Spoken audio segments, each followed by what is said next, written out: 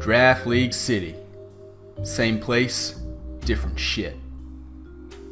Stage 2 of the NX Games was over, and by a single point margin, Coach Shroom weren't going to make it to the grand finals. And honestly, I think we were both kinda relieved about that. Me especially. I had other things to focus on. Here's what I knew so far. The Vice Gambling Consortium, a shadowy organization that ran the underground gambling rings in the city, had been involved in match fixing across the first stage of the NX Games, using an algorithm known as the Hinged Advantage Expression. From what I'd heard towards the end of my time in the Battle Resort, they'd ceased operations before Stage 2, and my investigations at the old Draft League City broadcasting station supported that. It seemed as though they had a contact in the city, someone who'd been negotiating with them. I didn't know who that was, but they had enough sway to make a deal with the consortium, leave them well enough alone to conduct their affairs, and they'd pull back from messing with results. But that still left unanswered questions, chief among which was, who was this mysterious person? I had to find out. Now, the DLPD may be in the past, but in the new Draft League City, I'd set myself up in a small PI office, and I was gonna make it clear that I wasn't looking into the consortium anymore. Nah, I just had to find out who their contact was. As long as that person was left alone making deals, things could easily spiral back out of control. And control was something the city seemed to be rebuilding. Last time I was here, the Cult of the Fist was active, but since I'd returned, they seemed to be not just inactive, but completely absent. On top of that, I'd heard nothing out of Onesie or Necro Stevo, two guys who had cult-like aspirations of their own. It seemed as though someone had taken it upon themselves to deal with these things alone, and an unchecked vigilante was the last thing Draft League City needed. So I had two people to look for, the consortium's inside man and the anti-cult vigilante. Were they the same person?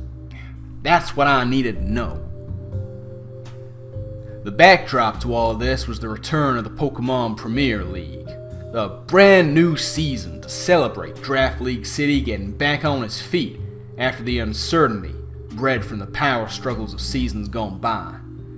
Things seem to be settling down for now, but with nobody still in charge, I knew better than anyone how quickly things can change. Coach Shroom was invited to participate in the new season, and we'd work together again to create a team that could do great things. Shroom's main man from the NX Games was unavailable, but his older brother was happy to lend his services to do the same kind of job.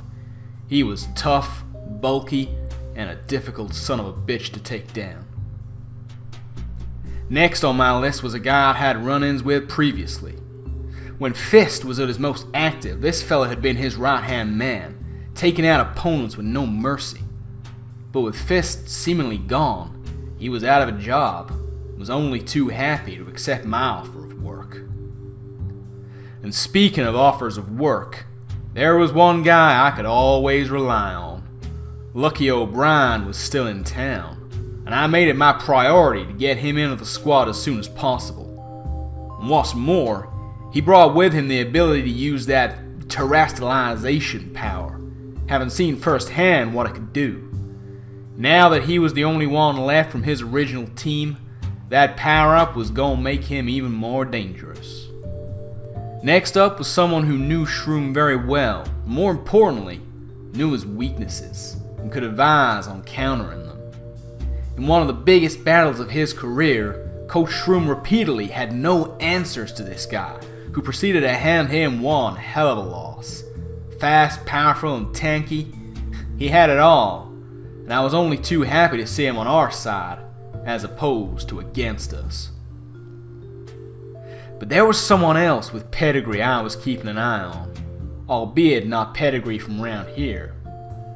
Legend told of a hermit living way outside Draft League City. His team of powerful allies was scattered, but a few still remained nearby, and after days of searching, I found one of them. Still able to do an incredible job of beating down opponents much bigger than himself, and ready to step into battle once again.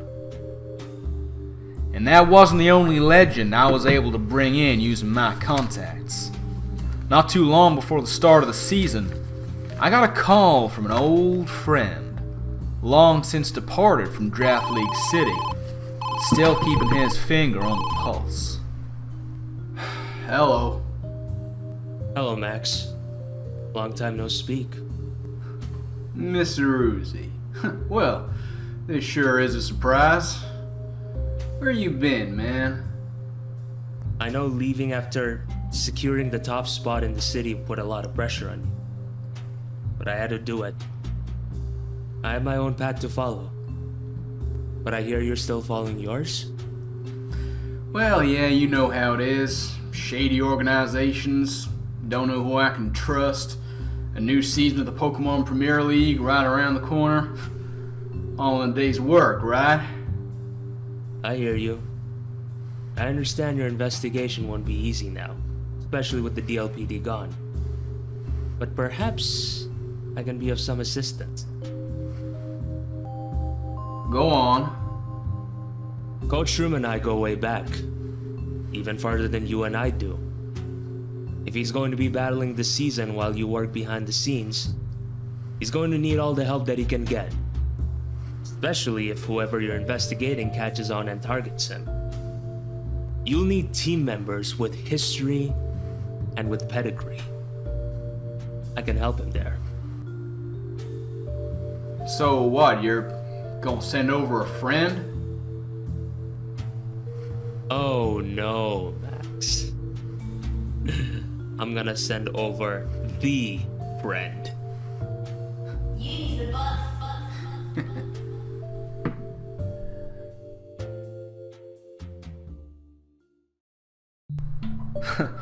What, you thought Striker was the only one working on this team? Nah. He's got his contacts, and I've got mine. To start the back half of my team, I was able to call on an old ally, someone I used in leagues more than anyone else.